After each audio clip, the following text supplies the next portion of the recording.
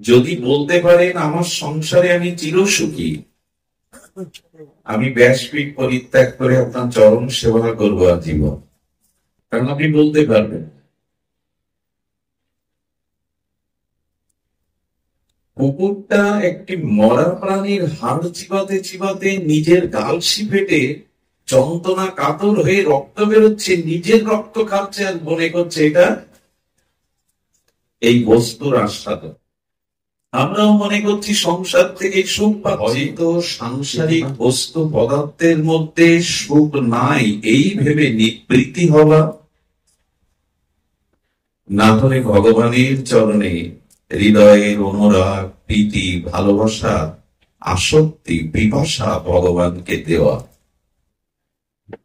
প্রথম পথটা তারাই গ্রহণ করে, সিদ্ধান্ত রূপে গ্রহণ করে যারা নিবৃত্তি মার্গী, যারা সন্ন্যাসাদি নেন, সংসারে বিরক্তি হয়ে সংসার ত্যাগ করেন, জ্যোতি ধর্ম সন্ন্যাস ধর্ম গ্রহণ করেন। এরা প্রথম পথটি বেছে নেয় যে সংসারে সুখ নাই। এই জন্য তারা সংসারের স্ত্রী পুত্র মোহমায়া বিত্ত বৈভব পদ প্রতিষ্ঠা থেকে নিবৃত্তি হয়। আর যারা শ্রদ্ধাশীল সরস হৃদয়, তারা ভগবানকে ভালোবাসার পথ বেছে নেয়। কারণ একই সাথে মন দুই জায়গায় দেওয়া যায় না। ভগবানের মনে যদি আসক্তি আসে, তাহলে সংসারের সুখের আসক্তি চলে যাবে। আপনি গৃহ থেকে ভাগবত অনুষ্ঠানে যত পথ এগিয়েছেন, গৃহটা পেছনে পড়েছে কিনা? আপনি গৃহ থেকে ভাগবত এই পরিমণ্ডলে যত এগিয়েছেন এক পদপা করে, তত গৃহ পিছিয়েছে। আবার এখান থেকে যখন আপনি গৃহে ফিরে যাবেন, তখন ভাগবত এই পরিমণ্ডলটা পিছনে পড়ে যাবে, বাড়ি এগিয়ে আসবে। ভগবানের চরণে আসক্তি এলো, প্রীতি এলো, অনুরাগ এলো, তো এই সাংসারিক বস্তুর প্রতি আর আসক্তি থাকবে না। এখন এই দুটি পথ নিয়ে আমরা একটু আলোচনা করি। আলোচনা হলো সাংসারিক বস্তু পদার্থে সুখ নাই, এটা কি মানি? আদৌ আমার মতো যারা মানে না, মানলে এত আসক্তিতে পড়ে থাকতাম। সুখ আছে বলেই তো গাড়ি বাড়ি সুন্দরী রমণী পদ প্রতিষ্ঠা এগুলো সাজাতে চেষ্টা করি। আচ্ছা, সমুদ্রের তীরে বালুকা বেলায় যদি বালু দিয়ে সুন্দর একটি ঘর নির্মাণ করি, মূর্তি নির্মাণ করি, একটু বেশিক্ষণ টিকবে কি? তার সমুদ্রের তরঙ্গ এসে ঢেউ এসে বালুর সেই মূর্তি, বালুর সেই ঘরটা ভাসিয়ে নিয়ে যায়। আমরাও বালুকা বেলায় সুখের ঘর তৈরির চেষ্টা করেছি, সংসারে সব ভেসে যায়, এগুলি থাকে না। সাংসারিক বস্তু পদার্থে সুখ আছে, এই ধারণাটা আমার অনেক জন্ম বদ্ধমূল হয়ে আছে, এই জন্য ছাড়তে পারছি না। কত জন্ম জানা নেই, অনেক জন্মে এরকম ভেবে এসেছি যে রূপ যৌবন ভোগ বিলাস বাড়ি গাড়ি সুন্দরী রমণী এর মধ্যে সুখ আছে, এটা বদ্ধমূল হয়ে রয়ে গেছে, এই জন্য সহজে ছাড়তে পারি না। ভাগবত বলছেন অনিত্যম অসুখম, কোন বস্তুতে সুখ থাকতে পারে না সংসারে, এটি মেনে নাও। মেনে নেওয়ার জন্য আচার্যরা আমাদের দৃষ্টান্ত স্থাপন করেছেন। দেখবেন কি করে, এটি সারমেয় মানে কুকুর গ্রামের পথে চলতে চলতে একটা কোনো মৃত প্রাণীর হাড় দেখতে পায়। সেই হাড়টাকে সতর্ক অবস্থায় নিয়ে ও চিবাতে থাকে। ওর ধারণা এর মধ্যে মাংস এবং রক্ত আছে, ওর আস্বাদনের বিষয়। হাড়টা ও যত চিবাতে থাকে, ওর গালছি ফেটে রক্ত ঝরতে লাগে, ব্যথা পায়। কিন্তু ওই নিজের রক্ত পান করে আর মনে করে এটাই এই হাড়ের মধ্যে থেকে আস্বাদনের বস্তু, রক্ত বেরোচ্ছে। সাংসারিক বস্তুতে সুখ মনে করি, আর ওইটা ধরতে গিয়ে সুখ তো পাই না, বরঞ্চ সারা জীবন জ্বলি। এর মধ্যে এমন কেউ আছেন সংসারে চিরসুখী জন? যদি বলতে পারেন আমার সংসারে আমি চিরসুখী, আমি ব্যাসপীঠ পরিত্যাগ করে আপনার চরণ সেবা করবো আজীবন, কারণ আপনি বলতে পারবেন না। কুকুরটা একটি মরা প্রাণীর হাড় চিবাতে চিবাতে নিজের গালসি ফেটে যন্ত্রণা কাতর হয়ে রক্ত বেরোচ্ছে, নিজের রক্ত খাচ্ছে আর মনে করছে এটা এই বস্তুর আস্বাদন। আমরাও মনে করছি সংসার থেকে সুখ পাচ্ছি, কিন্তু না। মরুভূমিতে উট নামের একটি প্রাণী থাকে, উট সম্পর্কে আমাদের জানা। এই উটকে মিষ্টি আম্র মুকুল পাতা খেতে দেবেন, ও রুচি হবে না। উট মরুভূমিতে সৃষ্টি হওয়া কাটা গাছগুলো খায়, সেদের কাটার মতো ছুচালো সূচের মতো কাটা গাছ খায়। এই কাটার গাছ খেতে খেতে কাটাতে ক্ষতবিক্ষত, ওর খেতে খেতে ওর গালসির মধ্যে নরম স্থান থেকে ওই কাটার আঘাতে রক্ত ঝরে। উট মনে করে এটি কাটারি রস, একটু লবণাক্ত লাগে রক্তটা। এমনি সংসারে আমরাও মনে করি সুখ পাচ্ছি, বাড়ি গাড়ি সম্পত্তি, সুন্দরী রমণী, বিত্ত বৈভব, যশ খ্যাতি, কিন্তু এগুলি একসময় দাবানলের মতো চলে। সুখের মতো দেখায়, অথচ সুখ নয়। সুখের মতো দেখায়, সংসারে সুখের মতো দেখায়, সবকিছু রঙিন দেখায়, কিন্তু সুখ নাই।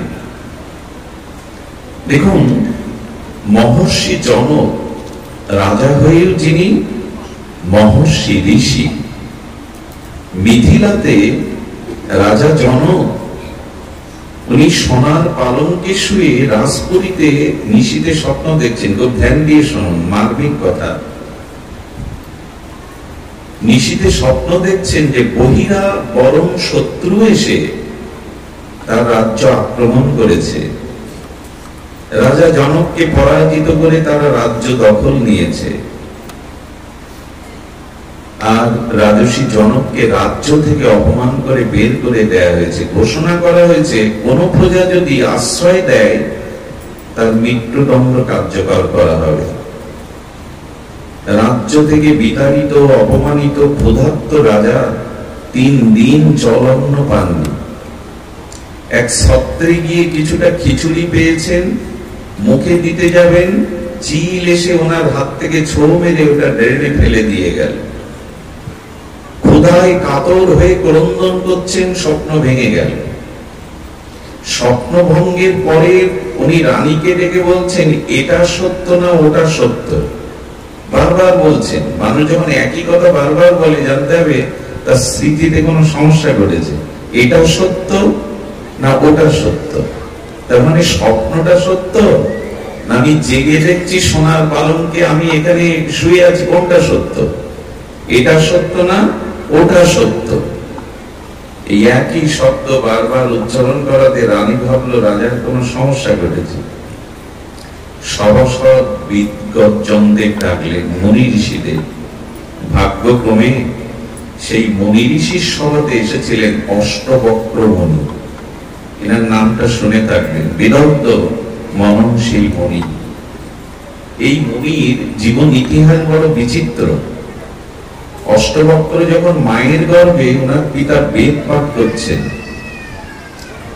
বেদ পাঠ করতে করতে গর্ভ থেকেই বলে উঠেছে আপনার উচ্চারণ ভ্রম হচ্ছে, সঠিক উচ্চারণ হচ্ছে না বেদের।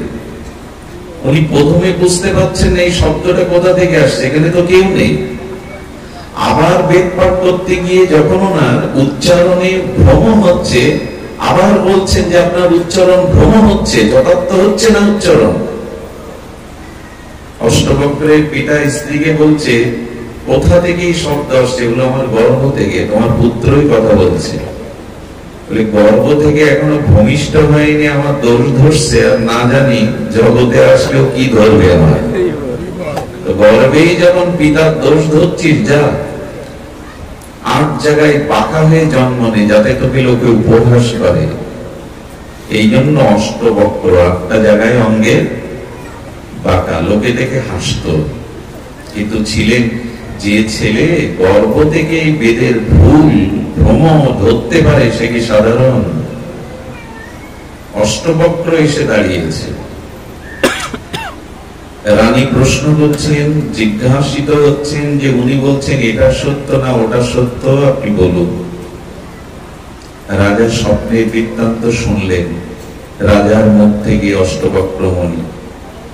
অষ্টবক্র তখন বলছেন, আপনারাও শুনুন, ধ্যান দিয়ে বলছেন, আপনি যখন স্বপ্ন দেখেছিলেন, আচ্ছা আমরা যখন গভীর ঘুমে সুষুপ্তিতে নিদ্রা যায়, তখন আমি কোন জাতি, হিন্দু না মুসলমান, পুরুষ না নারী, বিবাহিত কি অবিবাহিত, এই কোন সত্তা পূর্বের স্মৃতিটি মনে থাকে গভীর ঘুমের মধ্যে? কোনো কিছুই নেই, জগৎ নেই, কে আমি আমার পরিচয় নেই, জাতির পরিচয় নেই, কোথায় আমি, ধনী আমি কি নারী আমি, পুরুষ আমি। গভীর সুষুপ্তিতে নিমগ্ন হলে এক আত্মা ছাড়া আর অন্য কিছু স্মৃতি থাকে না। এই জন্য গভীর ঘুমের মধ্যে মানুষের আত্ম সাক্ষাৎকার হয়। এই জন্য গভীর ঘুমে মানুষ সুস্থ হয়, শান্তি পায়, তখন সংসার কোনো বিষয় থাকে না। গভীর ঘুমের মধ্যে কিছুই তো নেই, এই জন্য তখন একটা অনাবিল শান্তির স্পর্শ পায়, আত্ম সাক্ষাৎকার হয়। কিন্তু দুঃখের বিষয়, এখন মানুষের গভীর ঘুম হয় না, ঘুমের বড়ি খেয়েও ঘুম হয় না। এত বিষয় চিন্তা থাকলে মানুষের গভীর ঘুম হয়? যাদের হয় তারা ভাগ্যবান। তো বলছেন, আপনি যখন স্বপ্নেতে রাজ্য হারালেন, অপমানিত হলেন, ক্ষুধাতুর হয়ে কাঁদতে লাগলেন, যখন স্বপ্ন দেখছিলেন তখন আপনি পালঙ্কে, আপনি একজন রাজা শয়ন করে আছেন সোনার পালঙ্কে, এই স্মৃতি ছিল? বলো না, ওই স্মৃতি ছিল। আজ যখন স্বপ্ন ভঙ্গ হয়ে উঠে দেখলেন আপনি পালঙ্কে শুয়ে আছেন, তখন স্বপ্নের স্মৃতি ছিল? বলো না, তখন স্বপ্ন ছিল না, তখন সত্য এই আমি পালঙ্কে শুয়ে আছি, এটা ছিল। তার মানে স্বপ্ন যখন দেখছিলেন মনে হয়েছিল স্বপ্নটা সত্যি, তখন আপনি যে সোনার পালঙ্কে রাজ্যে আছেন তখন এই স্মৃতি ছিল না। আর যখন স্বপ্ন ভেঙে গেল তখন দেখছেন আমি পালঙ্কের মধ্যে আছি, এটাই সত্য, ওটার স্মৃতি আপনার কাছে আর তখন নাই। তার মানে রাজা, দুটোই স্বপ্ন, জগৎটাও স্বপ্ন, স্বপ্নটাই স্বপ্ন। কিন্তু স্বপ্নের মধ্যে বাস্তবতাটা ছিল না, আর জেগে উঠে বাস্তবতার মধ্যে স্বপ্নটাও তখন, কারণ ওই ব্যথা ওই যন্ত্রণা নেই, তখন দেখছি আমি তো পালঙ্কেই আছি। কিন্তু একটি বিষয় ছিল, সেটা হলো আপনি ছিলেন। স্বপ্নের মধ্যেও আপনার সত্তা ছিল, স্বপ্ন ভঙ্গের পরেও আপনি আছেন, বদলাননি, কিন্তু ওই দুটো নাই। আমার বলবার অভিপ্রায় হলো, হয়ে এই জগৎটা স্বপ্নের মতো। বুঝতে পারি না কেন? মায়া বুঝতে দেয় না। এই যে সুখ আছে, এটি মায়া সুখের মতো করে দেখায়, ওই সুখ ধরতে যায়, পায় না।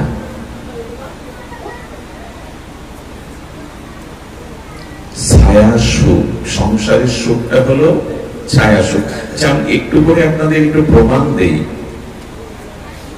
খাদ্যের মধ্যে সুখ আছে।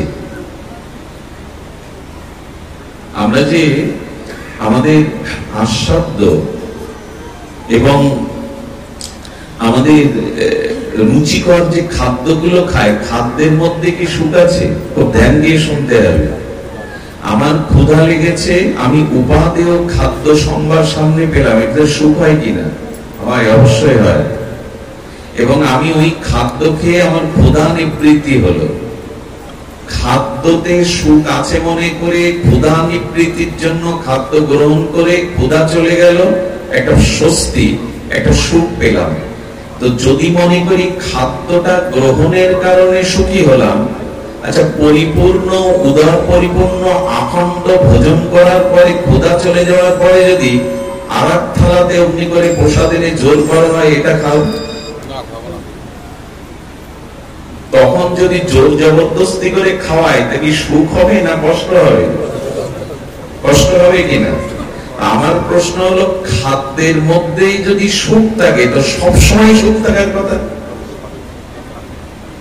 ক্ষুধা নিবৃত্তি হওয়ার পরে আরো খাদ্য যখন দিল, সেই খাদ্য জোর করে খাওয়াতে গেলে কষ্ট হয় কিনা, দুঃখ হয় কিনা? তার মানে খাদ্যের মধ্যেই যদি সুখ থাকতো, সবসময় খাদ্য দেয়, সবসময় খাদ্য খেয়ে সুখ পাবেন? এখন বরঞ্চ ডাক্তাররা বলে দিচ্ছে না খেতে পারাটাই সুখ, অত খেয়েও না। আমাকে একজন প্রশ্ন করেছিলেন ভাগবতে, যে আমরা যে অন্নটা পাই, আমি কতটা অন্ন জগতে পাবো এটা ঈশ্বর নির্ধারণ করে দিয়েছেন। হ্যাঁ, ঈশ্বরই নির্ধারণ করে দিয়েছেন। মানে মুখের অন্ন অনেক সময় মুখে মানুষ তুলতে পারে না, ওইখানেই মরে পড়ে থাকে। ঈশ্বরের ইচ্ছাই তুমি মুখে কতটা অন্ন পাবে। তখন উনি প্রশ্ন করছেন, আমার 50 বছর পরমায়ুতে যদি ঈশ্বর 60 মণ চাল আমার জন্য বরাদ্দ করেন, আমি 40 বা 45-এ আমি 55 মণ চাউলের অন্ন পেয়ে গেছি। একটু বেশি ক্ষুধাতুর, বেশি খাদ্য খাই বেশি। যে 10 বছর আয়ু বাকি আছে আর 5 মণ চাল বাকি আছে, এই 5 মণে কুলাবে কি করে 10 বছর? আমি একটু বেশি খেয়ে ফেললাম, ঈশ্বরের বরাদ্দ থেকে একটু অতিরিক্ত। আমার মাথায় একটা বুদ্ধি এলো, বললাম দেখুন 10 বছরে 5 মণ কুলাবে কি করে? এই তো তোমার প্রশ্ন। বলে ঈশ্বর তোমার ডায়াবেটিস দিয়ে দেবে, আর ডাক্তারের দ্বারা বলাবে 1 কাপ চাউলের ভাত দাও একবার, 5 মণেই 10 বছর কাটাতে হবে তোমার। তুমি চাইলে পারবে না, তুমি চাইলে ওটা পারবে না। আপনার অন্ন কোথায়, কতটুকু, এটি তার নির্ধারিত। গতির ভক্তা প্রভু সাক্ষী, নিবাস শরণাং শ্রুধীত, প্রভাব প্রলয়ন স্থানাং নিধানানম বিজয়ম অব্যয়ম। আমি ভক্তা, তোমার ভরণ পোষণকারী আমি, অন্য কেউ না। এই জন্য মাতৃগর্ভে আমরা কি খেয়ে বেঁচে থাকি, বাইরে থেকে তো কেউ খাওয়ায় না। মায়ের গর্ভের মধ্যে, ওই জলাশয়ের মধ্যে, মলমূত্রের দ্বারের মধ্যে মুখে কিছু গেলে আমি মরে যেতাম। মায়ের নাড়ির সাথে আমার নাড়িটা খাদ্য সংযোজন হয়, মুখে কিছু নিতে পারি না আমি। ঈশ্বর এমন করে বাঁচিয়ে রাখেন 10টা মাস ওর মধ্যে, উনি ভক্তা বলেই পারেন। এই জন্য ভরণ পোষণকারী উনি, আমি কর্তা নই। তো খাদ্যটার মধ্যে সুখ থাকলে 24 ঘন্টা একজন খাদককে খেতে বললে সে খেতে সুখ পাবে না, বরঞ্চ জোর করলে আরো কষ্ট হবে তার। তার মানে খাদ্যে সুখ নাই। সুখটা আসে কোথা থেকে? শুনুন, তার এই ক্ষুধাটা লেগেছিল, এই ক্ষুধাটা লাগে কেন মানুষের? আত্মা আছে তাই। মরা মানুষের ক্ষুধা লাগে তো? মরা মানুষের চুল নোট বাড়ে তো? মরা মানুষ ঘুম থেকে ওঠে তো? এই কিছুই মরা মানুষের মধ্যে থাকে না। আত্মা নেই তো তার কোথায় ঘুম, কোথায় জাগরণ, কোথায় ক্ষুধা? তাহলে আত্মাটা আছে তাই ক্ষুধাটা যাচ্ছে। আর পরমাত্মা রূপী আত্মার পরাবস্থা ভগবান খাদ্যেরও জোগাড় করেছেন। ওই আত্মা আছে তাই ক্ষুধাটা আত্মা থেকে যাচ্ছে। ওই আত্মার ক্ষুধা জাগাতে আত্মা আছে তাই ক্ষুধা জাগলো। ক্ষুধার কিছুটা অন্ন পেলেন, বস্তু পেলেন, তাতে আত্মার একটু প্রসন্নতা এলো। এই আত্মার প্রসন্নতাটাই হলো সুখ। খাদ্যে সুখ আমি বোঝাতে পারলাম না আপনাদের। আত্মা না থাকলে ওই মানুষের গালে ভালো ভালো মরা মানুষের গালে দিয়ে দিই, পুষ্পন্ন দিয়ে দিই, খেতে পারবে? আত্মাটার সুখটাই খাদ্যের মধ্যে দেখছি। ক্ষুধা চলে গেল তার মধ্যে দেখছি। আসলে এটি সোনার হার স্নান করছিলেন নদীর পাশে রেখে একজন, পাখিটা সোনার হার নিয়ে উড়াল দিল। সোনার মূল্যবান হারটা পাওয়ার জন্য ও ছুটছে, ছুটতে ছুটতে দেখে স্বচ্ছ জলের মধ্যে হারটা পড়ে আছে। হারটা তোলবার দেখতে পাচ্ছে হার, 1 ঘন্টা ধরে চেষ্টা করছে, জল নড়ে উঠছে, হার পাচ্ছে না। আসলে হাড়টা ওখানে নেই, নদীর তীরে গাছের উপরে হাড়টা বাঁধিয়ে রেখে গেছে পাখি, স্বচ্ছ জলে তার ছবিটা পড়েছে, ওইখানেও হার মনে করে খুঁজতে চেষ্টা করছে, পাবে তো? তেমনি আত্মাতেই সুখ আছে, কোন বস্তুর মধ্যে সুখ নাই। কিন্তু আত্মসুখটা আমি বস্তুর মধ্যে দেখছি, এটাই আমার ভ্রম। বোঝা যায়? আমরা বুঝেছি। কারণ মৃত মানুষ, জগতের কোন পদার্থ তাকে দিলে সুখ পাবে? মৃত মানুষকে আপনি খাদ্য দেন, সুন্দরী রমণী নেন, টাকা পয়সা, সোনা। আচ্ছা, মেয়ের বিবাহের জন্য 20 ভরি অলংকার গড়ানো হয়েছে, হাতের কানে কত অলংকার। সকালবেলা মেয়েটা মারা গেল, আজ বিয়ে, তো পিতা মাতা ওই অলংকার পরিয়ে সুখ পাবে তো মেয়েটার কানে হাতে দিয়ে? ওই মেয়ে তো, ওর জন্যই তো ওইটা। বোঝা যায়? আজকে ওর বিবাহ বলে পিতা মাতা ওর জন্যই তো অলংকার গুলো বানিয়েছে। তো মেয়েটা মারা গেলেও তো তোমাদের মেয়ে, হাতটা তো আছে, কানটা তো আছে, গলা তো আছে, পড়াও। পড়াবে কি? বরঞ্চ থাকলে খুলে নেবে। কারণ আত্মা না থাকলে, দেহ থাকলে, সোনা থাকলে, সোনা পড়ার মানুষটা থাকলে সুখ পাবে না। হাতটা তো পচে গলে যাবে, ওই হাতে আর সোনার অলংকার মানাবে না। অলংকারে সুখ না আত্মাতে সুখ? ঘুমালে হবে না, তো ধ্যান দিতে হবে। দার্শনিক কথা তো, আত্মাতে সুখ নয় অলংকারে সুখ। আত্মা নেই বিধায় ওকে অলংকার করিয়ে দেখছেন যে অলংকারে সুখ। বেশ অলংকারটা পরে মনে হচ্ছে বেশ মানিয়েছে আমাকে, আয়নায় বারবার দেখছি। সুখটা আত্মাতে, কোন বস্তুতে নাই।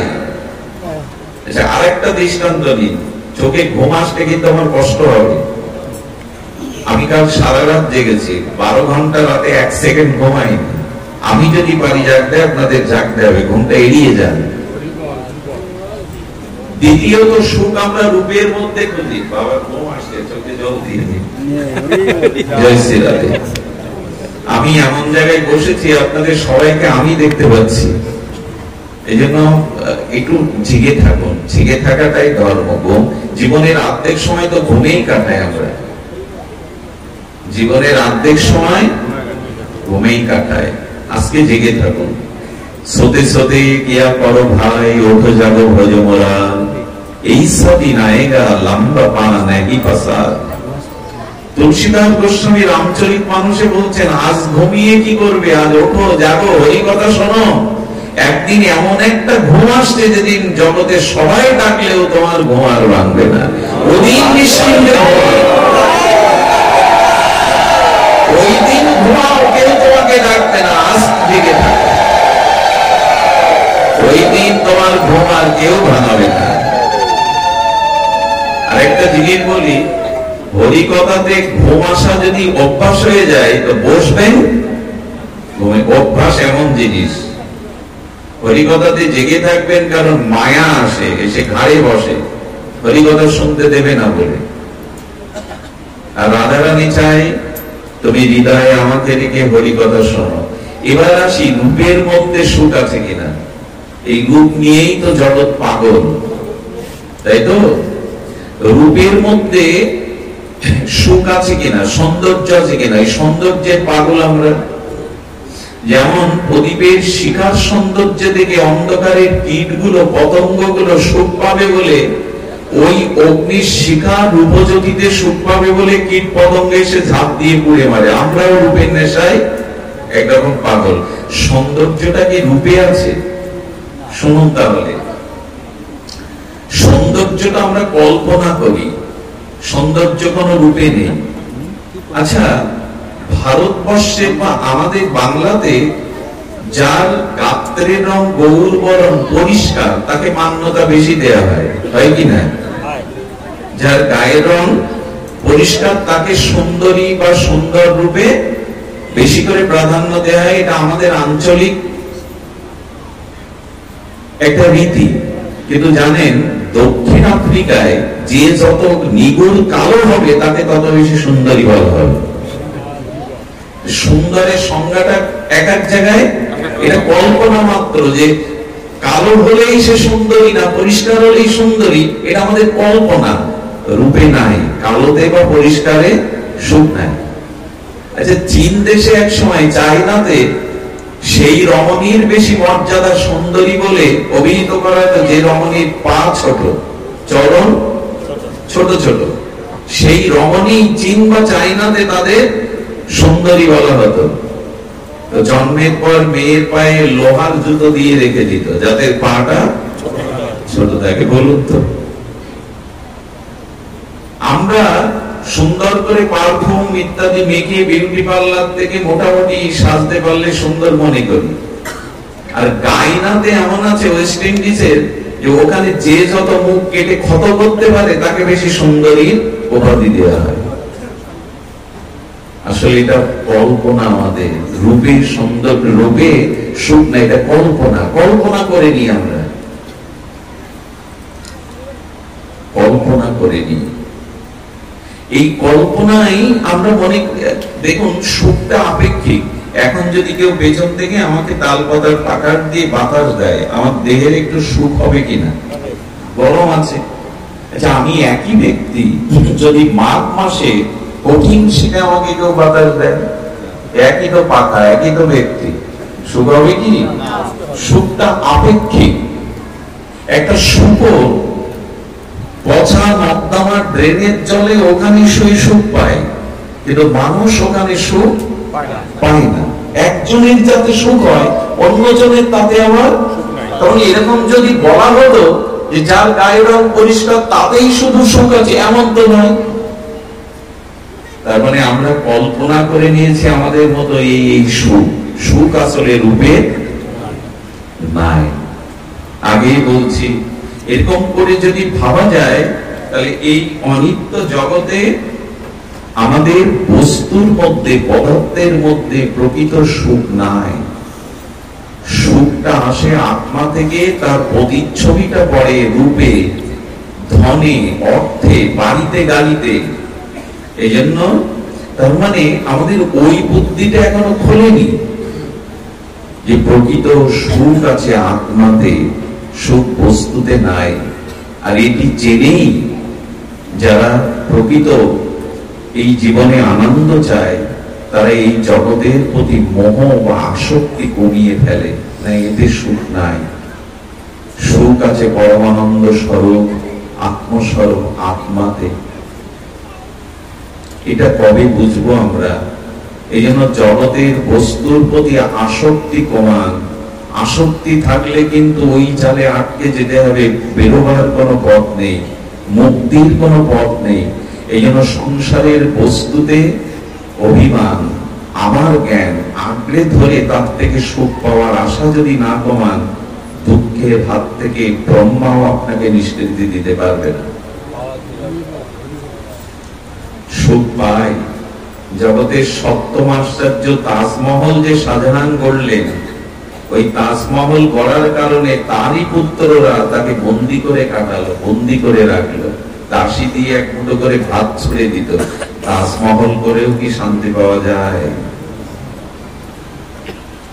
আজ প্রতিটা ঘরের মধ্যে গিয়ে দেখুন আগুন জ্বলছে, দাবাগ্নি জ্বলছে, ভবমহা সংসার দাবানল। বাইরে থেকে ফিটফাট মনে হবে কি যেন স্বর্গ গড়ে তুলেছে, ভেতরে প্রবেশ করে দেখুন যন্ত্রণা, কাতরতা, সেখানে যেন দাবাগ্নির মতো আগুন জ্বলছে। বাইরে সুখের ভান করি বটে, ভেতরে সুখ নাই, কারণ সংসার কোন বস্তুতে সুখ থাকতে পারে না। সুধীজন, এই একটা পথ, এর প্রতি প্রবল আসক্তিটা কমিয়ে আনো, তখনই প্রকৃত স্বাভাবিক সুখটা আপনার ভিতরে আসবে। যদি রাজরানী হলে সুখ হতো, যদি সুন্দরী হলে সুখ হতো, যদি রাজপ্রাসাদে থাকলে সুখ হতো, মীরা কেন ভিখারি হয়ে ব্রজের পথে যাবে? মীরাবাই কেন ভিখারিনী হয়ে পথে যাবে?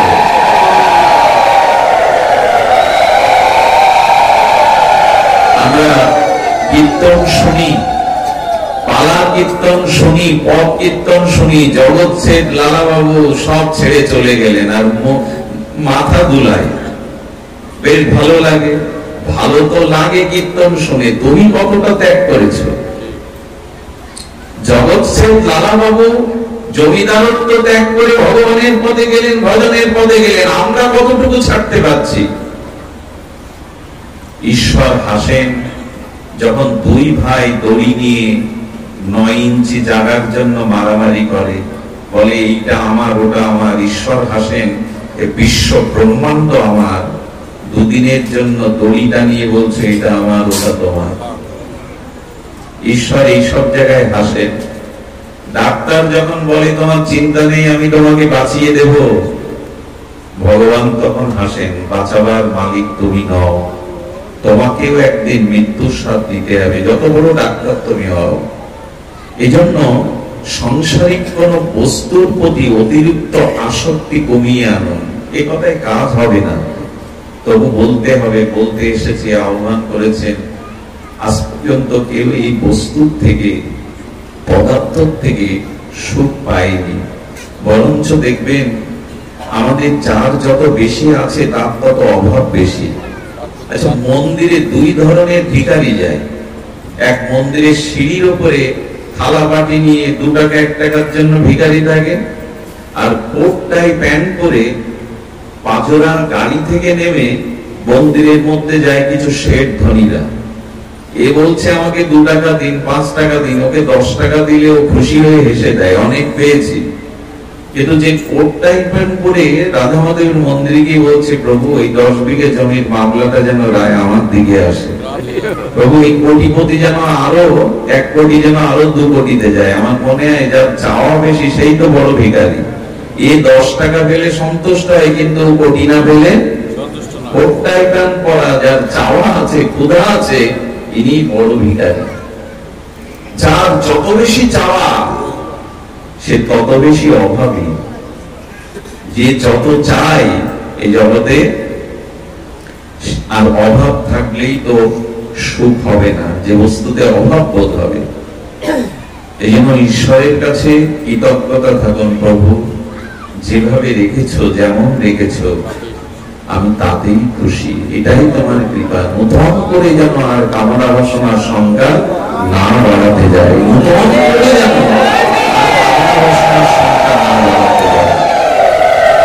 এই হলো একটি পথ। দেখুন এগুলি কেন বলছি একটু ধ্যান দিন। ও বাবা বলতে চাইছেন একবার উলোধ্বনি দিন, 2-3 বার না দিয়ে নিয়ম 3 বার বা 7 বার। একটু ভাগবতে একবার দিতে হয়, কারণ ভাগবত কথাই মঙ্গল ধ্বনি। দেখুন মৃত্যু আমাদের অসম্ভব, মৃত্যু আমাদের অবশ্যম্ভাবী। সন্দেহ আছে কি? মৃত্যু আমাদের মানে এটা সম্ভবপর,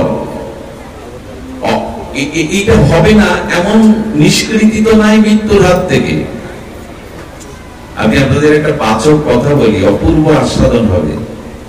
আমাদের কৃষ্ণদ্বৈপায়ন বেদব্যাস ভগবানের জ্ঞান অবতার, যিনি বেদ চতুর্বিভাজন করেছেন, যিনি মহাভারত রচনা করেছেন, উপনিষদ রচনা করেছেন, যিনি ভাগবত রচনা করলেন, সেই কৃষ্ণ দ্বৈপায়ন বেদব্যাস, যিনি ভগবানের জ্ঞান অবতার, ওনার একজন সেবক ছিল। কি ছিল? সেই সেবকের নাম দাস। তো সেই দাস সেবক হঠাৎ একদিন ব্যাসদেবের কাছে প্রশ্ন করছে, গুরুদেব আমার মৃত্যু কবে একটু বলে দিতে পারতেন, আমার মৃত্যু। ব্যাসদেব বললেন, কি বলছেন উনি? মানুষের যে কোনো মুহূর্তে মৃত্যু হতে পারে, আর প্রতিক্ষণেই তো মানুষ তার আয়ু ক্ষয় হচ্ছে, মৃত্যু হচ্ছে। মৃত্যু একদিনে হয় না। একটা মানুষের 50 বছর আয়ু, যদি তার 30 বছর আয়ু বয়স হয়ে থাকে, তবে সে 30 বছরের মৃত আছে, বাকি 20 বছর। মানুষ একদিনে মরে না, প্রতিক্ষণে মরে, একদিনে শেষ হয়। বোঝা গেল? আমার বয়স যদি 50 হয়, আমি যদি বর্তমান 40-এ পড়ে থাকি, আমি 40 বছরেরই মৃত, 10 বছরটা বাকি আছে। অর্থাৎ মৃত্যু প্রতিক্ষণে, প্রতি মুহূর্তেই হচ্ছে। বুঝতে পারি না কেমন জানেন, ইলেকট্রিসিটি পাখাটা যদি খুব দ্রুত ঘোরে, দূর থেকে বোঝা যায় ঘুরছে। আপনি আমি বসে আছি না, এই পৃথিবীটা 1060 মাইল বেগে ঘুরছে, এত দ্রুত ঘুরছে। আপনি আমি ভাবছি বসেই আছি, আমরা ঘুরছি না, কিন্তু পৃথিবীটা খুব দ্রুত ঘুরছে। দ্রুত ঘোরা জিনিসকে বোঝা যায় না। দূর থেকে ফ্যানের পাখাটা দেখবেন, বোঝা যায় না যে ওটা চলছে কিনা, তো দূর থেকে এরকম মনে হয়। তেমন আমাদের আয়ু প্রতিক্ষণে মৃত্যু হচ্ছে। বলেন কবে মৃত্যু হবে বা আরো কতদিন বাঁচবে, ব্যাসদেব বলছেন এটা না ভেবে যাতে মৃত্যুটা সার্থক হয় তাই ভগবানের চিন্তা করো। কখন মরবে এটা ভেবে উদ্বিগ্ন হও না, আর অনেক দিন বাঁচবে এ ভেবেও আশায় থেকো না, অথচ মৃত্যুটা যাতে সার্থক হয় তার প্রস্তুতি নাও। ভগবান চিন্তা করো, সৎ চিন্তা করো, ঈশ্বরের চিন্তা করো। কিন্তু তা কি আর হয়? দাসজির মনে যখন এভাবে প্রভাব ফেলেছে না, উনি তত্ত্বজ্ঞ, উনি জানেন আমার মৃত্যুটা কবে হবে, বলে গুরুদেব দয়া করে একটু বলুন। ওর আগ্রহ থেকে তখন বলছে, দেখ তোর মৃত্যু কবে এটা আমি জানি না, জানে যমরাজ। তো চল আমি তোকে নিয়ে যেতে পারি, সে সামর্থ্য আমার আছে। যমের কাছে গিয়ে বলছেন, দয়া করে একটু বলুন তো এই দাসের, আমার যে এই দাস রূপ সেবক শিষ্য, এর মৃত্যু কবে? তখন বলেন, প্রভু লোকের জানটা, আত্মাটা, প্রাণটা আমি জোর করে দেহ থেকে ছিনিয়ে নিয়ে এটা আমার ডিউটি, কিন্তু কার মৃত্যু কবে হবে এটা মৃত্যু দেবতা ছাড়া আমিও জানি না। তো যমকে সাথে নিয়ে ব্যাসদেব আর দাস মৃত্যু দেবতার কাছে গেলেন। ইনি যম আর যমরাজের মৃত্যু দেবতার কাছে গেলেন, গিয়ে বললেন, দেখুন আমি মৃত্যুর দেবতা বটে, যদি ঈশ্বর আমাকে আদেশ দেন তাই আমি আদেশ পালন করি, এই জন্য ঈশ্বরই বলতে পারেন ওর মৃত্যু কবে। তো ব্যাসদেব, দাস আর কে কে সাথে আছেন, যম এবং মৃত্যু দেবতা, এই চারজন মিলে ভগবানের নিকটে গিয়ে ব্যাসদেব প্রণাম করছে, প্রভু একটি বিষয় জানার জন্য আপনার এখানে এলাম, যে এর মৃত্যু কবে আপনি একটু কৃপা করে জানিয়ে দিন। ভগবান বিধাতা তখন হাসছেন আর বলছে, ব্যাসদেব ও তোমার সেবক ভেবে আমি মনে করেছিলাম তোমার মতো মহাত্মাকে সেবা করছে, ও দীর্ঘদিন বাঁচুক, এই জন্য ওর মৃত্যুটা আমি একটু কৌশল করে রেখেছিলাম। ওর মৃত্যুটা কেমন জানো, আমি বলেছিলাম ব্যাসদেব, দাস, যমরাজ এবং মৃত্যুর দেবতা এই চারজন যেদিন একত্রিত হবে সেই দিন ওর মৃত্যু। এবং আমি আরেকটা শব্দ রেখেছিলাম ওকে বেশি দিন বাঁচাবো বলে, এই চারজন একত্রিত হয়ে যেদিন আমার কাছে আসবে সেই দিন ওর মৃত্যু। আমি চেয়েছিলাম ও জগতে কিছুদিন থাক, তোমার সেবা করছে, সদ্গুরুদেবের সেবা করছে। এখন দেখছি আমি যে মনে করেছিলাম সেই উপস্থিত, তোমরা চারজন এক জায়গায় এবং আমার কাছে চলে এসছো। এখনই মৃত্যু, মৃত্যু হোক। আমরা মৃত্যুকে, অবশ্যম্ভাবী মৃত্যুকে, নিশ্চিত মৃত্যুকে, ধ্রুব সত্য মৃত্যুকে এড়াতে পারবো না, কিন্তু মৃত্যুর প্রস্তুতি আছে তো। তখনই ও হাই হাই করে উঠলো, শুধু মৃত্যুর খবর জেনে কি করলাম, আমার তো প্রস্তুতি থাকা উচিত ছিল। এই জন্য মৃত্যু অবশ্যম্ভাবী হলেও, নিশ্চিত ধ্রুব হলেও আসুন আমরা চেষ্টা করি যাতে মৃত্যুটা সার্থক হয়। মৃত্যু সার্থক হয় কিভাবে? আমি দুটি রাস্তার কথা বলছিলাম। এক হলো সংসারের বস্তুর প্রতি আসক্তি কমানো, কারণ এতে সুখ নাই, এতে শুধু দুঃখ আর দুঃখ, এই ভেবে কমানো। আর দ্বিতীয় পথটা বেশ সরস, দ্বিতীয় পথটা খুব রসের, সেই পথটা হলো সর্ব মাধুর্যময় আনন্দ সিন্ধু, মাধুর্যের সিন্ধু শ্রী ভগবানের চরণে আমাদের আসক্তিটা, প্রীতিটা যাওয়া। এই জন্য ভগবানের চরণে আমাদের আসক্তি আসতে হবে, ভগবানের চরণে আমাদের প্রীতি আসতে হবে। তাকে যদি ভালোবাসা যায় তবে তার কৃপায় এই মোহ আসক্তি দূর হবে। তাকে ভালোবাসাটা সহজ, কঠিন না। ভগবানকে ভালোবাসাটা সহজ, সেটা ভাগবতে বলেছেন, মদ্গুণ শ্রুতি মাত্রে নমহি সর্বগুহাশয়ে মনার্গতি অবিচ্ছিন্ন যথা গঙ্গাবুসহ অম্মুধা।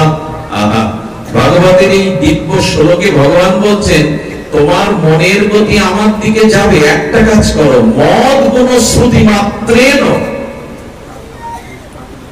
আমার গুণগাতা ভক্ত মুখে শ্রবণ করো, তাহলে আমার প্রতি তোমার মনের গতি চলে যাবে।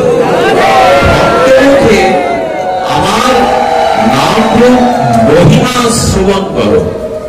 আচ্ছা, পৃথিবীতে সব থেকে বেশি শক্তিশালী কি? শব্দ।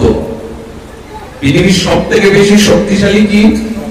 বন্দুক কামান নয়, পৃথিবীর সব থেকে বেশি শক্তিশালী হলো শব্দ। এই জন্য শব্দকে ব্রহ্ম বলে, শব্দকে ব্রহ্ম বলে। দেখুন শব্দের শক্তিটা একটু বলি, শব্দই ব্রহ্ম, শব্দই শক্তি। আপনারা জানেন কোন দেশের স্বাধীনতা আন্দোলনে একটা শব্দ ব্যবহার হয়, যেমন ভারতবর্ষ স্বাধীনতা হয়েছিল বন্দে মাতরম এই শব্দটার দ্বারা, এবং বিপ্লবীরা দেশ মাতাকে মুক্ত করবার জন্য এই শব্দটার জন্য বুলেট বুকে বেঁধে দিয়েছিলেন, শুধু একটা শব্দ। আমাদের এই বাংলাদেশ স্বাধীনতায় একটা শব্দ প্রয়োগ হয়, শব্দই যে শক্তি সেটা আমরা অনুভব করি। আচ্ছা, অনুভব করি কিনা দেখুন, আপনাকে আমি মুখের দুটো বাক্য বলবো, অর্থাৎ গালি বা আপনাকে অপমানসূচক কথা বলবো, এটা আপনার রক্ত উঠে যায় কেন, মাথায় প্রেসার বেড়ে যায় কেন? শব্দই তো বললাম। আপনার মস্তিষ্ক গরম হয়ে গেল, আপনি ক্ষিপ্র হয়ে গেলেন, আপনার ভিতর প্রেসার বেড়ে গেল, কারণ আমি অপমানজনক দুটো কথা আপনাকে বলেছি। শব্দের শক্তি না থাকলে আপনার রক্ত চাঙ্গা করে দিতে পারে, আপনাকে অস্থির করে দিতে পারে, ক্রোধান্বিত করে দিতে পারে। ক্রোধটা আসে তো শব্দ থেকে। আবার দুটো প্রশংসা বাক্য যদি কাউকে বলেন, স্তুতি করেন, সে দেখবেন প্রফুল্ল হয়ে আপনার প্রতি অত্যন্ত প্রসন্ন। আমি শব্দের শক্তি বললাম কেন জানেন? আমাদের শরীরের সমস্ত অঙ্গ প্রত্যঙ্গ করতে গিয়ে হাড় বা শিরার ব্যবহার করা হয়েছে, কিন্তু জিহ্বায় হাড় আছে? জিহ্বায় কোনো হাড় আছে কি? হাড় নাই। কিন্তু এই হাড় না থাকা বস্তুটার এমন ক্ষমতা, এ দিয়ে শব্দ বললে আপনার বুকের পাঁজরও ভেঙে যাবে। এর শক্তি এমন, মানুষের হৃদয় ভেঙে দেয় মানুষের কথা, শব্দ।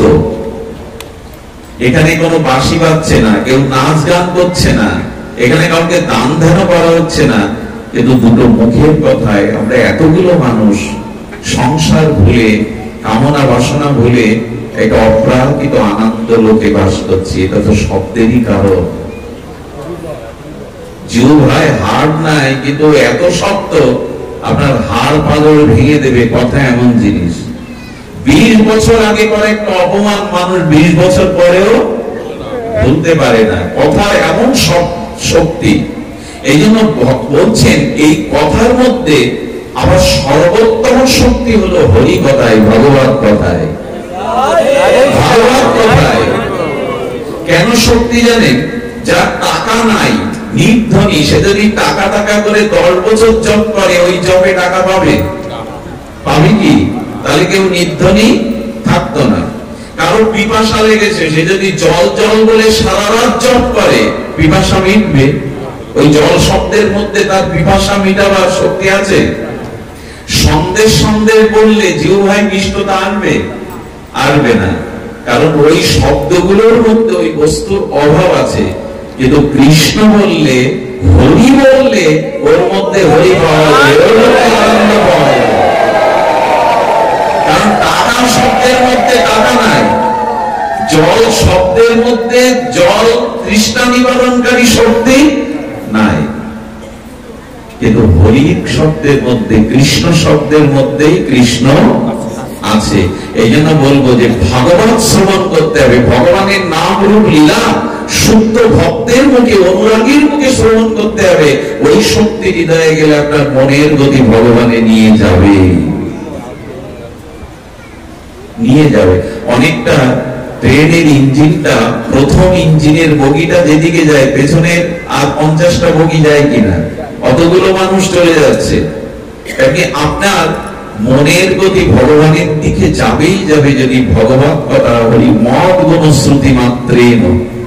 যদি আপনার কর্ম দিয়ে ভগবানের নাম রূপ লীলার কথা প্রবেশ করে, আপনার মনের গতি ছুটবে। নদী যেমন বহুদূর সাগরে গিয়ে মিশে, না হলে তার শান্তি নাই, তেমন হরি কথা কর্ম দিয়ে গেলে আপনার মনের গতি ভগবানের দিকে যাবেই যাবে। এই জন্য ভাগবত কথা মাত্র একবার প্রশ্ন করা হয়েছিল, এক রাবণের জন্য রাম অবতার হলো। কথাটি খুব মার্মিক কথা, আমি বেশি সময় নেব না, শুনুন। রামচন্দ্র এসেছিলেন রাবণ বধের জন্য, কংস, শিশুপাল, জরাসন্ধ এদের বধের জন্য কৃষ্ণ এলো। হিরণ্যকশিপু এলেন, নরসিংহদেব এলেন হিরণ্যকশিপুরকে বধ করার জন্য। আচ্ছা, মহাপ্রভু এলেন জগাই মাধবের উদ্ধারের জন্য। এখন প্রতি ঘরে ঘরে, প্রতি মহল্লাতে রাবণ আছে, কংস আছে, জরাসন্ধ আছে। এখন কোন ভগবান আর বেদের বধ করে সমাজে শান্তি প্রতিষ্ঠা করতে? এ প্রশ্ন জাগে না? গোবিন্দ বলেছেন যে যখন যখন ধর্মের গ্লানি হবে, তখন আমি অবতীর্ণ হয়ে সাধুদের পরিত্রাণ করব। শ্লোকটি সবার মুখস্থ, তাই না? ইয়াদা ইয়াদা হি ধর্মস্য গ্লানি, এটা আমরা বলি। কিন্তু যদি প্রশ্ন করা হয়, এখন কি অধর্ম হচ্ছে না জগতে? এখন কি আসরিক শক্তি বেড়ে যায়নি? এখন কি রাবণ কুম্ভকর্ণ আগে একটা ছিল, এখন তো ঘরে ঘরে তৈরি হয়েছে রাবণ কর্ণ। ভগবান তুমি এখন কোথায় ঘুমাচ্ছ? তুমি তো কথা দিলে যে যখনই ধর্মের গ্লানি হবে, সাধুদের পরিত্রাণের জন্য আমি অবতীর্ণ হব। এখন কি ধর্মের গ্লানি হচ্ছে না? এখন কি সাধুদের প্রতি অত্যাচার হচ্ছে না? এই ওষুধদের বধ করবার জন্য, অধর্মকে নাশ করবার জন্য তুমি কোথায়? ভগবান বললেন, আমি কলিতে অবতার হব, কলির একেবারে শেষে। কলির অবতার কে? কল্কি। সে কখন আসবে? একেবারে কলির শেষে। এর মধ্যে কলির কোন অবতার নাই। তো যদি তাই হবে, তোমার এই গীতার বাক্য এখন কোথায় প্রতিফলিত হবে? আমরা তো পড়ে আছি এই অবস্থার মধ্যে। গোবিন্দ তখন বললেন, আমি অবতার হব, আর সেই অবতার হব ভাগবত রূপে, জগতে ভাগবতের অক্ষর রূপে, রসব্রহ্ম রূপে আমি অবতার হব। আমি শরীরধারী অবতার, রামকৃষ্ণ এদের মতো না হলেও আমি ভাগবত অক্ষর রূপ ব্রহ্ম অবতার হব। এই কি করবো জানো? এই প্যান্ডেলের মধ্যে আমার মতো অনেক আসরিক প্রবৃত্তি মানুষ আছেন, আমার মতো যারা। তো ভগবান বলতেন, আমি এই অক্ষর রূপ শব্দ শক্তি দিয়ে, আমি অক্ষর রূপ ব্রহ্ম হয়ে মানুষের কর্ণ দিয়ে, হৃদয়ে গিয়ে তার যে অসুরত্ব বাস্তবিকতা আছে ওটা নাশ করে আমি সেই আসরিক অশুভ অসুরত্ব শক্তি নাশ করে আমি তাকে প্রকৃত মানুষ করে তুলব। আমি জানি না শ্রীকৃষ্ণ কটা অসুর বধ করেছেন, কিন্তু কৃষ্ণ লীলা ভাগবত শুনে কত অসুর যে মানুষ হয়ে গেছে এই ছোট্ট জীবনে আমি অনেক দেখেছি। কত রাবণ, কত কংস যে মানুষ হয়ে ভগবতের পথে এলো, এটা আমি এই জীবনেই দেখেছি ভাগবত শুনে, ভাগবত শ্রবণ করে। এই জন্য গোবিন্দ এবার শব্দ ব্রহ্মরূপী ভাগবত রূপে অবতীর্ণ হয়েছেন। এই শব্দাবলী হৃদয়ে গেলে মানুষের পশুত্ব চলে যাবে, অসুরত্ব চলে যাবে। দেখুন না, এখানে আমরা একত্রিত বসেছি, এখন আমাদের মধ্যে কোনো বিজাতীয় ভাবনা আসছে না। এর কারণ ভাগবত অক্ষর রূপে আপনার মধ্যে প্রবেশ করছে, শক্তি রূপে। এই জন্য ভগবানের অনন্ত মাধুর্য লীলা কথা শ্রবণের মাধ্যমে আমাদের চিত্ত, আসুরত্ব, পাপবৃত্তি, অপরাধ বৃত্তিগুলো ভগবানই অক্ষর রূপে হৃদয়ে গিয়ে আমাদের হৃদয় পরিচ্ছন্ন করে দেবেন, আসরিক ভাবটাকে নষ্ট করে দেবেন। এই জন্য আপনাদের কাছে অনুরোধ, যেখানে বিশুদ্ধ সাধুর সঙ্গে হরিকথা হয়, সেই হরিকথা কর্ণ পেতে উৎকর্ণ হয়ে শ্রবণ করুন। এই শ্রবণের মাধ্যমেই আমাদের চিত্ত বৃত্তি সংশোধিত হবে। তবে হরিকথা শ্রবণ করতে হবে চিত্ত দিয়ে, শুধু বুদ্ধি, মন, কর্ণ না, চিত্তের মধ্যে আমাদের স্বভাব লোকানো থাকে। এই জন্য হরিকথা যতক্ষণ শুনি ততক্ষণ ভালো, এখান থেকে উঠে গিয়ে আর মনে থাকে না। তার কারণ কি? রাবণ বারবার বাণ মেরে রাবণের 10 মাথা ছেদন করছে, কিন্তু কিছুক্ষণ পর মাথা আবার, শুনেছেন না রামায়ণে, যতবার রঘুপতি রামচন্দ্র বাণ ছুটছে ওর মাথা কেটে দিলে মানুষ বাঁচে, কিন্তু রাবণের মাথা আবার। বিভীষণের দিকে তাকিয়ে রাবণ বলছে এই তো রাবণ বধ হবে না, যার মস্তক কেটে দিলে আবার মস্তক সৃষ্টি হয়, আমি তাকে বধ করবো কি করে? বিভীষণ বললেন, প্রভু ওর বাণটা মারতে হবে নাভিতে, নাভিতে বাণ মারলে রাবণ নিহত হবে, তুমি নাভিতেই বাণ নিক্ষেপ করে। এটি সাংকেতিক তত্ত্ব আছে, তত্ত্বটা হলো মানুষের মোহ থাকে নাভিতে। মোহ কোথায় থাকে? আর এই মোহ কেটে দিলেও আবার রাবণের মাথার মতো। এখানে যতক্ষণ শুনি ততক্ষণ ভালো থাকি, আবার সংসারে ফিরে গিয়ে পূর্বের স্বভাব জেগে ওঠে, মোহ আবার যতবার মাথা কাটবে আবার জেগে উঠবে। বিভীষণ বললেন, মানুষের মূল মোহ থাকে চিত্তে, ওই চিত্তকে সংশোধন করতে হবে, ওই চিত্ত মাঝে হরিকথা দিতে হবে, বুদ্ধির দ্বারা, মনের দ্বারা, কানের দ্বারা না, চিত্ত মাঝে। যে কি করে বোঝায় বলুন তো? ওই যে গালা, কাঠের উপরে একটা লাল গালা দিয়ে স্বর্ণকাটা অলংকার করে, আর যখন অলংকারটা তুলে নেয় তখন গালাতে ছাপ থেকে যায়, ওই ছাপটা মুছতে গেলে কি করতে হবে? তেমনি আমাদের অনন্ত জন্মের ভোগ বাসনার ছাপ মনে না, চিত্ত মাঝে আছে, ওইখান থেকেই মোহটা উৎপত্তি হয়। আপনাকে একটা কাজ করতে হবে, ওই চিহ্নটা মুছতে গেলে আরেকটা আগুনের তাপ দিয়ে দেন গালার উপরে, তাহলে যেটা আঁকানো আছে, ডিজাইন করা, ওটা গলে সমান হয়ে যাবে। তাই হরি কথা সাধুকে হৃদয়ে দিতে দিতে হৃদয়টা যখন দ্রবীভূত হবে, গলে যাবে, বিগলিত হবে, তখনই পূর্বে স্বভাব নষ্ট হয়ে আপনার মধ্যে প্রেমময় স্বভাব জেগে উঠবে। জানাতে হবে, হৃদয় বিগলিত করতে হবে। এই জন্য শুনুন, হরি নাম করে হরি কথা শুনে যদি চিত্ত বিগলিত না হয়, জানবেন স্বভাব সংশোধন কিছুটা ভালো লাগবে, কিন্তু সংশোধন হবে না। এই জন্য চিত্তকে বিগলিত করতে হবে। কিভাবে হরিনাম করতে হবে? বলছেন, হরিনাম করতে করতে, হরি কথা শুনতে শুনতে যদি গায়ের লোমগুলো খাড়া দিয়ে ওঠে, প্রতিটা রক্তের মধ্যে সেই ভগবত প্রেম, ভগবত অনুরক্তি, অনুরাগ উচ্ছ্বসিত হয়ে ওঠে, আর যদি তোমার চোখে জল আসে, বিন্দু বিন্দু অশ্রু ঝরে হরিনাম হরি কথাতে, তো আর যদি তোমার হৃদয় বিগলিত হয়, দ্রবীভূত হয়। আচ্ছা, তামা দিয়ে পত্র লিখতে হবে, পুরোনো দিনে তামার উপরে লেখা পেতেন না, তো শক্ত তামাতে কি লেখা যায়?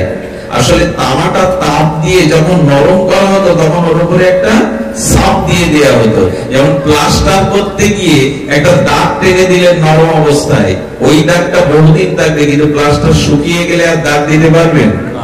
ঠিক তদুপরি আমাদের হৃদয়টা কঠিন হয়ে গেছে, গলাতে হবে, ওটা গলাতে হবে। এই গলানোই একমাত্র হরি কথা, হরি নামে হয়। আমি বেশি দূরে না গিয়ে বললেন, কিভাবে হরি কথা, কিভাবে হরি নাম করলে আমাদের চিত্ত বিগলিত হবে, নয়নে অশ্রু আসবে, আর আমার দেহ মনে অলৌকিক চিন্ময় দিব্য পুলক জাগবে।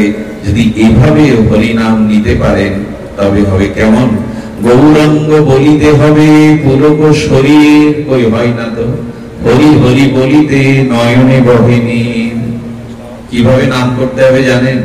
আহা, আমি আপনাদের একটু কথা বলি। আজকাল নামযজ্ঞ ফরিদপুর অঞ্চল, আপনাদের এই অঞ্চলে, ভাঙা অঞ্চল, নামযজ্ঞ 7 দিন 5 দিন 72 প্রহর হয়। হোক সেটা নামযজ্ঞ, কলিযুগের যুগ ধর্ম, কিন্তু নাম কিভাবে নিতে হয় সেটা বলে দিয়েছেন আচার্যরা, সেটা গোস্বামীগণ বলেছিলেন। বললেন, অনুসংকীর্তনম শব্দটি দিয়েছেন সুখদেব গোস্বামী ভাগবতে। কি শব্দ বলা হলো? অনু উৎসর্গে, মানে পেছনে, অনুসংকীর্তনম, কারো পেছনে থেকে হরিনাম করতে হবে, তবে হরিনাম কাজ দেবে। শব্দটার দিকে ধ্যান দিন। অনু মানে পশ্চাতে থেকে হরিনাম করতে হবে। কার পেছনে হরিনাম করলে, কার পেছনে থেকে হরিনাম করলে হরিনাম কাজ করবে?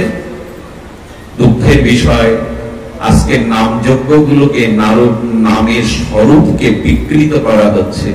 নামের যে স্বরূপ তাকে বিকৃত করা হচ্ছে। কার পেছনে দাঁড়িয়ে আমি নাম করব? অনু অর্থাৎ পশ্চাৎ সংকীর্তনম। এই শব্দটি সুখদেব গোস্বামী পেছনে নাম করতে হবে, সামনে একজনকে দাঁড় করিয়ে। কাকে? সামনে দাঁড় করিয়ে কি হিন্দি গানের সুরে, সামনে হিন্দি গানের সুর রেখে চটুল সুরে নাম করব, পাকিস্তানের কাওয়ালি সুরে নাম করব? এইগুলোই তো চলছে এখন নামের আসরে, এইগুলোই তো চলছে।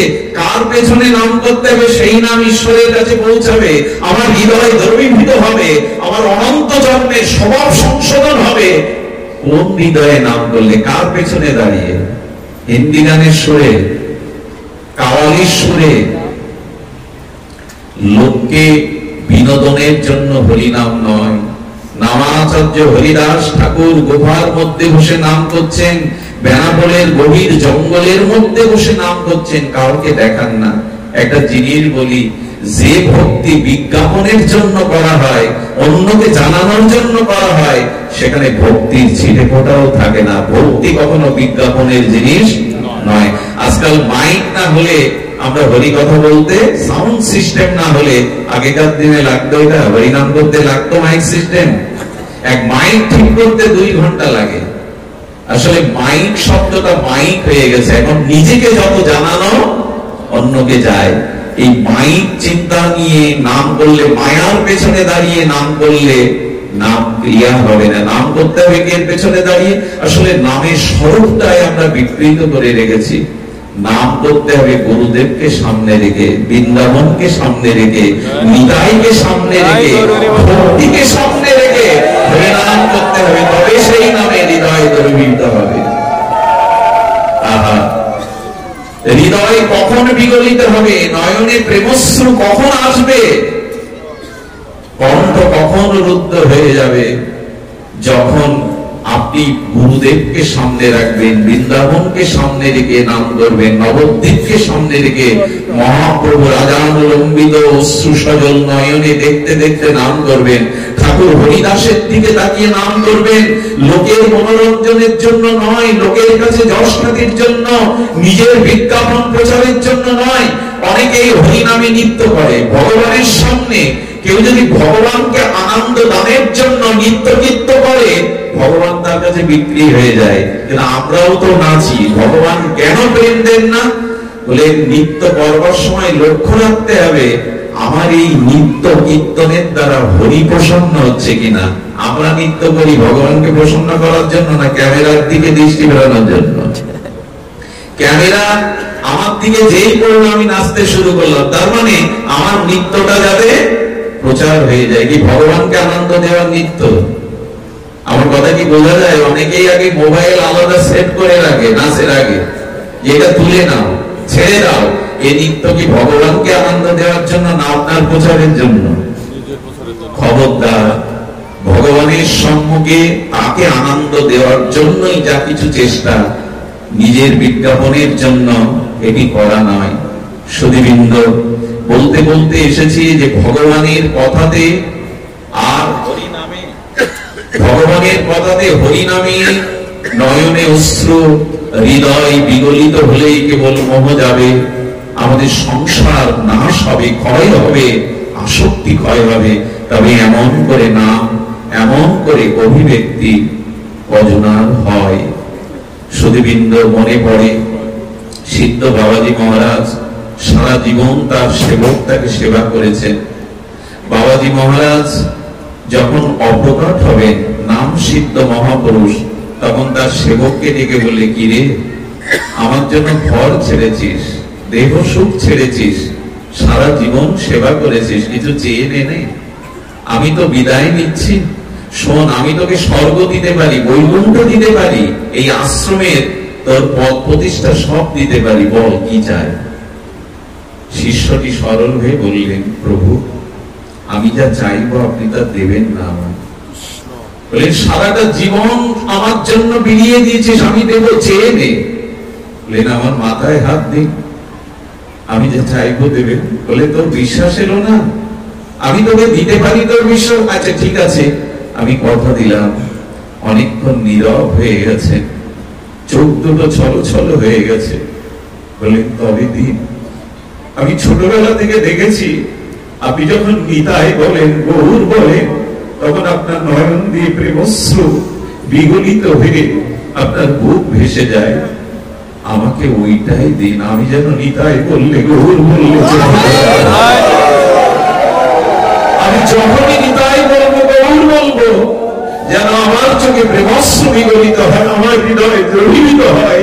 আমাকে এই দিন। বাবাজি মহারাজ নীরব হয়ে তাকিয়ে আছে, মুখে কোনো কথা নেই।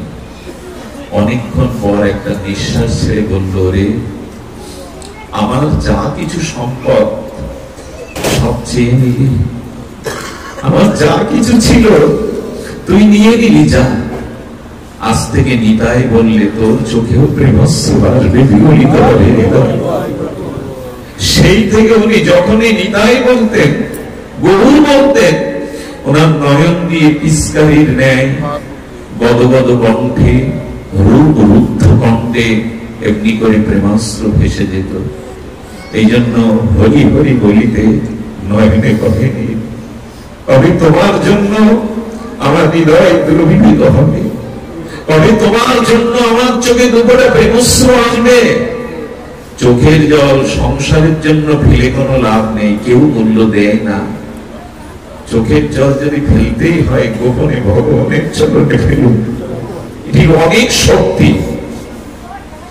ভগবানের জন্য হা কৃষ্ণ বলে গান এ অনেক বুক একটা হালকা হয়ে যাবে, অনন্ত জন্মের স্বভাব শোধন হয়ে যাবে। এই জন্য নবদ্বীপ লীলাতে, গৌর লীলাতে দেখেছি আমরা মহাপ্রভু নিজে কাঁদছেন, আর কাঁদতে কাঁদতে জলযন্ত্র পিস্কারির ন্যায় মহাপ্রভুর পাশে যারা থাকতেন তারা স্নান হয়ে যেতেন, এত কাঁদতেন প্রভু। কান্নাটাই সার করে গৌর এসেছিলেন, বিষ্ণুপ্রিয়া দেবী এসেছিলেন, সচিমা এসেছিলেন। এই জগতে আমরা সংসারের জন্য ঘটি ঘটি কাঁদি, স্ত্রী পুত্র বিপদ রোগ শোকের জন্য। ভগবান বলে কবে কাঁদতে শিখবো, গৌর বলে কবে কাঁদতে শিখবো। এই জন্য ভগবানের কাছে প্রার্থনা করুন, ভগবানের কাছে প্রার্থনা করুন, প্রভু পাথরের বুক চিরে, মর্মর কঠিন পাথরের বুক চিরে ঝর্ণা ঝরে, আমার বুকটা কি পাথরের থেকে কঠিন, যেখানে ভগবানের নামে চোখে জল ঝরে না? পাথরের মর্মর শক্ত পাথর ভেদ করে ঝর্ণা বেরোয়। আমি কি এতই অপরাধী? কৃষ্ণ বললে আমার হৃদয় করে না, নয়নে অশ্রু আসে না? অন্যকে দেখাবার জন্য না, ঘরে দুধ দিয়ে গোপনে যদি কৃষ্ণ বলে কাঁদতে পারেন না, অনেক জন্মের স্বভাব ধুয়ে যাবে, মুছে যাবে, হৃদয় দ্রবিত হবে। ভগবানের কাছে গোপনে কাঁদতে হয়। আমার মতো এই ঘোড়া আসরে দাঁড়িয়ে অন্যকে মাতানোর জন্য নয়, আসরকে মনোরঞ্জনের জন্য নয়, গোপনে ভগবানের জন্য কাঁদতে হয়। মহাপ্রভু আর সীতানাথ অদ্বৈত ভবন হতে চিরদিনের মতো চলে যাচ্ছে। সন্ন্যাস নিয়ে একবার মাতৃভূমি দর্শন করতে হয়, ধ্যান দিয়ে শোনো। মহাপ্রভু এসেছেন, নিত্যানন্দ প্রভু আর মহাপ্রভুকে পথ ভুলিয়ে, বৃন্দাবনের পথ ভুলিয়ে তিনি এনেছেন নবদ্বীপে। সীতানাথ ভবনে মহাপ্রভু প্রায় 10 দিন ছিলেন, 10 দিবস। সেই 10 দিবস ভক্তদের দর্শন দিলেন, আর নিজের মায়ের, সচিমায়ের, জগৎজননীর প্রাণ রক্ষা করলেন। আর মহাপ্রভু তখন আর শান্তিপুর হতে নবদ্বীপের পথ ধরে চলে যাচ্ছে। একবার ভেবে দেখুন, এই মহাপ্রভু 24টা বছর নবদ্বীপে লীলায় ছিলেন। এই নবদ্বীপের প্রতিটি ধূলিকণা, আকার বাতাস মহাপ্রভুর লীলার সঙ্গে মহাপ্রভুর চিরচেনা। বেড়ে উঠেছেন, খেলেছেন, আনন্দ করেছেন, সংকীর্তন করেছেন এই মাটিতে। প্রভু আজ বিদায় নিচ্ছেন, আর বিদায় বেলা প্রভু বলছেন আর নবদ্বীপ কখনো দেখা হবে না। কারণ সন্ন্যাসী একবার মাতৃভূমিতে আসতে পারে, দ্বিতীয়বার আসতে পারে না। মহাপ্রভু নবদ্বীপের ধুলোর দিকে তাকিয়ে বলছেন, তোমার বুকে কত খেলেছি, তোমার বুকে কত অঙ্গ, এই অঙ্গ, এই ধুলি অঙ্গে মেখেছি। যে ধুলি এই নবদ্বীপের ধুলি আর তোমাদের সাথে আমার খেলা হবে না, অঙ্গে মাখা হবে না। সুরধরি ভাগীরথী গঙ্গার দিকে তাকিয়ে মহাপ্রভু চোখ দিয়ে গঙ্গা ঝরঝর করছে। কত তোমাদের অবগাহন করেছি, সন্তরণ করেছি, সাঁতার কেটেছি সাথীদের নিয়ে। হে গঙ্গা, আর তোমার বুকে কখনো সন্তরণ হবে না। তোমার বুকে আর এমনি করে সকাদের নিয়ে জল কেলি করতে পারবো না। বিদায় ভাগীরথী গঙ্গা, বিদায় নবদ্বীপের মাটি। কি বলবো আপনাদের, সমস্ত নবদ্বীপবাসীর প্রাণের ধন গৌরাঙ্গের বিদায়ে তাদের চোখ দিয়ে প্রেমাশ্রু হা গৌরাঙ্গ, হা গৌরাঙ্গ ধরে হয়ে গেছে, যেন ভারী হয়ে গেছে। সেদিনের সে বর্ণনার ভাষা আমার নাই। গাছের শাখাগুলি পাতাগুলো যেন নিচে নেমে এসে শোকাতুর হয়ে মহাপ্রভুর চরণ বদন দেখছেন। আর দেখবো না তোমায় গৌরহরি, আর তোমাকে কোনোদিন দেখবো না। এই যখন দশা, তখন ঘরের মধ্যে বিষ্ণুপ্রিয়া দেবী আড়ালে কাঁদছেন। কেন জানে? প্রভু সন্ন্যাস নিয়েছেন, প্রভুর সামনে যাওয়ার আমার অধিকার নেই। প্রভু যে রমণী মুখ দেখবে না, স্ত্রী মুখ দেখবে না। বিষ্ণুপ্রিয়া ঘরের কোণে বসে যখন কাঁদছেন, একজন এসে বলছেন, কি রে অবাগিনী, সবাই প্রদীপ বাবুর লীলাতে তাকে দর্শন করে উদ্ধার হলো, এবং তোর অনুমতি নেই। প্রিয়া তখন মনে মনে বলছেন, আমার প্রাণনাথ সারা জীবনের মতো চলে যাবে, আর নবদ্বীপে আসবে না। তার চরণ, তার বদন আর কখনো দর্শন হবে না। কি করবো আমি? আমার তো যাওয়া নিষেধ প্রভুর সামনে। শেষ কথা চিন্তা করে বিষ্ণুপ্রিয়া দেবী ঘর থেকে সেই সমস্ত শোকে পাথর হয়ে গেছে।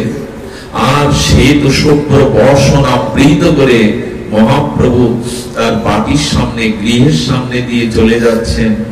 আর বিষ্ণুপ্রিয়া দেবী পথের ধুলাতে এসে ওইখানেই সাষ্টাঙ্গে মহাপ্রভুর পথ আঁকলে দাঁড়িয়েছে। মহাপ্রভু নিজের বাটির সামনে এসে গঙ্গার তীরে নিজের ঘর দেখে চোখে জল পেয়েছেন। তোমার বলেই তো বড় হয়েছি জন্মভূমি, এই গৃহেই তো আমি শশীকলার নাই বেরিয়েছি চিরবিদায়। মহাপ্রভুর খড়মটা বেঁধে গেল বিষ্ণুপ্রিয়ার অঙ্গে। কে তুমি? কে তুমি এভাবে ধুলায় দোষান্বিত হয়ে শুয়ে আছো? বিষ্ণুপ্রিয়া বললেন, আমি অভাগিনী, আমার কি গতি হবে কৃপা করে বলুন। বললেন, কে তুমি? বলে, আমি গৌরাঙ্গ প্রিয়া। মহাপ্রভু বললেন, না, তুমি কৃষ্ণ প্রিয়া হও। তুমি কৃষ্ণ প্রিয়া, বিষ্ণু প্রিয়া হও। বলে, না, আমি যে কৃষ্ণ চিনি না, আমি যে গৌরাঙ্গ ছাড়া জানি না, গৌরাঙ্গের চরণ ছাড়া চিনি না। আমি গৌরাঙ্গ প্রিয়া, সকলেই কৃপা পেল, আমার কি গতি হবে? মহাপ্রভু দোকানা পায়ের খড়ম পাদুকা খুলে দিয়ে বললেন, যাও, এই দুটি নিয়ে ঘরে গিয়ে এই দুটির মধ্যে কৃষ্ণ ভজন করো। এই মধ্যেই আমাকে তুমি পাবে, আমাকে স্মরণ করো। যেমন রামচন্দ্র ফিরে আসেনি অযোধ্যাতে, ভরত প্রভুর চরণ দোকানা পাদুকা দোকানা মাথায় নিয়ে ভরত ফিরে এসেছিল। প্রভু, তোমাকে না ফিরিয়ে নিয়ে যেতে পারি, তোমার চরণ তো ফিরিয়ে নিয়ে যাবো, তোমার চরণই তো তুমি। ভরত 14 বছরের জন্য প্রভুর পাদুকা মাথায় নিয়ে নিজে সিংহাসনে না বসে ওই পাদুকাকেই রাজাধিরাজ করে সিংহাসনে পূজা করেছিলেন। সুধীজন বিষ্ণুপ্রিয়া দেবী সেই যে পাদুকা নিয়ে ঘরে গেলেন, তার ভজনই ছিল চোখের জল। কি করতো জানে? সকাল হলে দুটো মাটির পাত্র রাখত, একটা পাত্রে থাকতো তন্ডুল চাউল। সেই এক একটা চাল হরে কৃষ্ণ এই মহামন্ত্র প্রসাদী করে খালি পাত্রে রাখতো। বলুন তো, বেলা 12টা পর্যন্ত, দ্বীপ্রহর পর্যন্ত কটা চাউল হতো? ওই চালগুলো নিয়ে গঙ্গা জলে ফুটিয়ে মহাপ্রভুকে ভোগ লাগিয়ে এক মুঠো পেতে নেই তার সারা জীবনের আহার পার হতো। এরকম জীবের জন্য এত বিরাম পার হতো। যতদিন শাশুড়ি মা বেঁচে ছিলেন, শাশুড়ির আঁচল তলে গঙ্গা স্নান করতেন, এই মুখ বিষ্ণুপ্রিয়ার কেউ দেখতে পায়নি। আমি অভাগিনী, আমি প্রভুকে ধরে রাখতে পারিনি, মুখ দেখাতেন না। কাঞ্চনা সখী দেখছে প্রিয়াজি একটা ময়লা সাধারণ কাপড় পরে আছে। প্রিয়া, সাক্ষাৎ জগৎ লক্ষ্মী তুমি, তোমার রূপে জগৎ পুলকিত, তুমি বৈকুণ্ঠের অধীশ্বরী, তুমি কেন ময়লা কাপড় পরেছ? সখী কাঞ্চনা বললেন, এ তোমায় মানায় না। বিষ্ণুপ্রিয়া বললেন, যার প্রতি জীব উদ্ধারের জন্য সংসারের সমস্ত সুখ ত্যাগ করে গম্ভীরার মধ্যে রাত দিন কৃষ্ণ বলে কাঁদছেন, তার সহধর্মিনী হয়ে ভালো কাপড় পরা কি শোভা পায়? বিষ্ণুপ্রিয়া দেবী মহাপ্রভু চলে যাওয়ার পরে আর কোন ভালো মলিন বস্ত্র ছাড়া পরেননি। খেয়েছেন ওই প্রসাদী চাউলের এক মুঠো সিদ্ধ। আর কি করতে জানেন?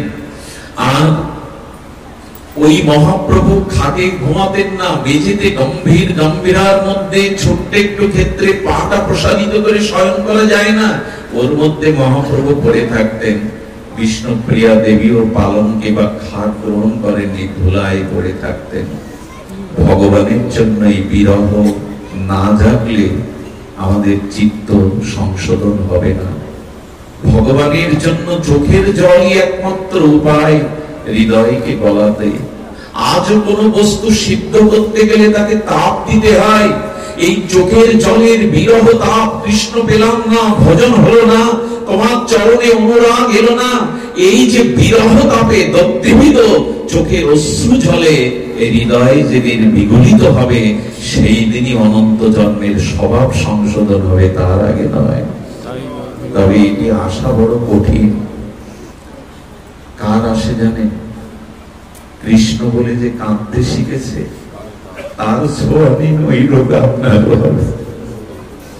ভগবানের জন্য ব্যাকুল হয়ে আপ্তিতে প্রেমে যিনি কাঁদতে শিখেছেন, যার হৃদয় ভগবত প্রেমে বিগলিত, তার সঙ্গ করুন, তার ওই ভাব আপনার ভিতরে সংক্রামিত হবে, ওই ভাব আপনার মধ্যে সংক্রামিত হবে। এই জন্য কৃষ্ণ নাম নিতে নিতে যদি কণ্ঠ রুদ্ধ হয়ে যায়, চোখে প্রেমাশ্রু বিগলিত হয়, হৃদয় যদি দ্রবিত হয়, তবে অনন্ত জন্মে হৃদয়ের দুর্বাসনা আমাদের হৃদয় থেকে চলে যাবে।